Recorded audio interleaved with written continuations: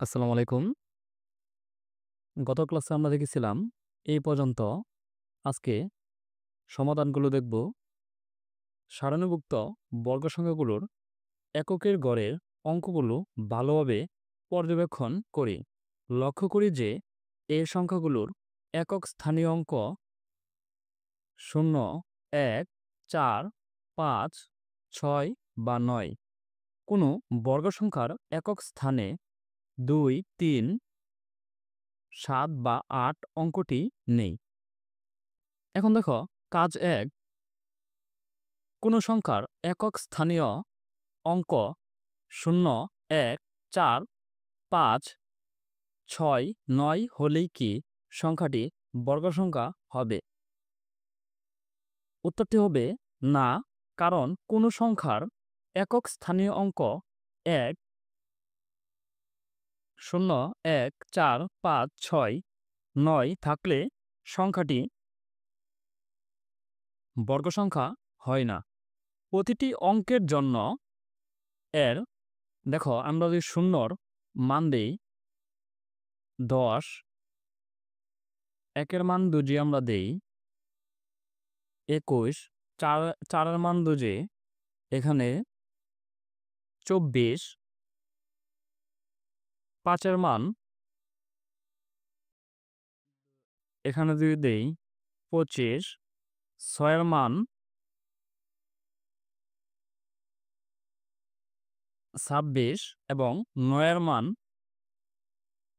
29 বা 39 যেটি দেই, এগুলো বর্গ সংখ্যা নয়। এগুলো বর্গ সংখ্যা নয়। 2, নিচের সংখ্যাগুলোর কোনগুলো পূর্ণবর্গ সংখ্যা নির্ণয় করো। তোমরা যদি এগুলো ক্যালকুলেটরে লিখো তাহলে তোমরা লিখবা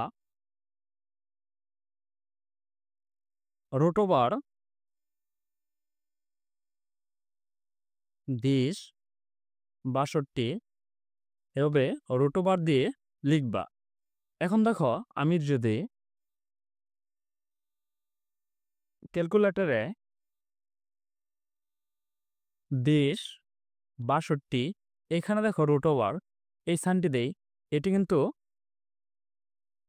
কোনো পূর্ণবর্গ সংখ্যা নয়। এটি কোনো পূর্ণবর্গ সংখ্যা হয় নাই। এ দেখো দশমিকের পরে 38 এটা আসছে, এজন্য পূর্ণবর্গ সংখ্যা এটি হয়নি।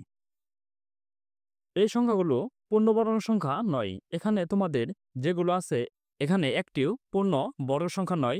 তোমরা তোমাদের ক্যালকুলেটরে এভাবে প্রত্যেকগুলো দেখে নিবে। কোনটি পূর্ণবর্গ সংখ্যা নয়,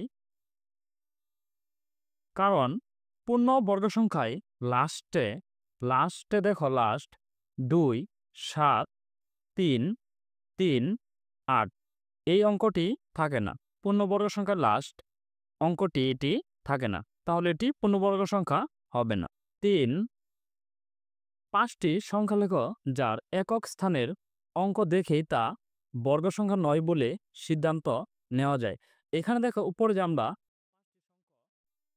5টি অঙ্ক একটু আগে দেখেছিলাম, সেগুলো যদি তোমরা হুবহু সেম এখানে লিখে দাও তাহলে কিন্তু এটির সমাধানটি হয়ে যাবে। এখন দেখো আমরা যদি এখানে 122, 33, 87, 88 এই অঙ্কগুলো দেই, তাহলে কিন্তু এগুলো কোনোটি পূর্ণবর্গ সংখ্যা নয়। কেননা পূর্ণ বর্গ সংখ্যায় একক স্থানে 2, 3, 7, 8 এই অঙ্কটি থাকে না। একক স্থানে এই অঙ্কটি থাকে না। আশা করি তোমরা এই সমাধানটি বুঝতে পেরেছ। এখন আমরা যাই, দেখো এবার সারণী থেকে একক স্থানে 1 রয়েছে এমন বর্গ সংখ্যা নেই। এখন দেখো এখানে বর্গ সংখ্যা 1, সংখ্যা 1, এখানে দেখো সংখ্যা 9, এখানে বর্গ সংখ্যা হচ্ছে 81, 9 এর সাথে 9 যদি গুণন করি তাহলে হয়ে যাবে 81। এখানে দেখো বর্গ সংখ্যা হচ্ছে 121, 11 বর্গ সংখ্যা হচ্ছে 121, 11 সাথে 11 গুণন দিলেই 121। 19 বর্গ সংখ্যা হচ্ছে 361। এখানে আবার দেখো একটি কোন সংখ্যার একক স্থানীয় অঙ্ক 1 বা 9 হলে এর বর্গ সংখ্যার একক স্থানীয় অঙ্ক কি হবে?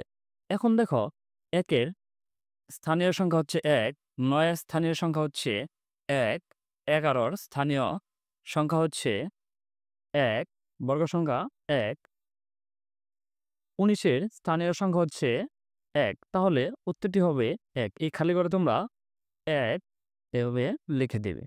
তারপর দেখি একইভাবে 3-এর বর্গ সংখ্যা হচ্ছে 9, 7-এর বর্গ সংখ্যা হচ্ছে 49, 13-র বর্গ সংখ্যা হচ্ছে 169, 13 গুণন 13। এখন দেখো আবার কোন সংখ্যার একক স্থানীয় অঙ্ক 3 বা 7 হলে এর বর্গ সংখ্যার একক স্থানে কি হবে? এখন দেখো একক স্থানীয় অঙ্ক হচ্ছে 3-এরও হচ্ছে 9, 7-এরও হচ্ছে 9, 13-রও হচ্ছে 9। তাহলে তোমরা এই খালি ঘরে লিখে দিবে 9। তারপর দেখি বর্গ সংখ্যা এবং সংখ্যা। 4-এর বর্গ সংখ্যা হচ্ছে 16, 4 গুণন দিয়ে 4 করে তাহলে হবে বর্গ সংখ্যা হবে 16। 6-এর বর্গ সংখ্যা হচ্ছে 36, 14-র বর্গ সংখ্যা হচ্ছে 196, 16-র বর্গ সংখ্যা হচ্ছে 256। এখন দেখো কোন সংখ্যার একক স্থানীয় অঙ্ক 4 বা 6 হলে এর বর্গ সংখ্যার একক স্থানে কি হবে? এখন দেখি একক স্থানে কি হবে।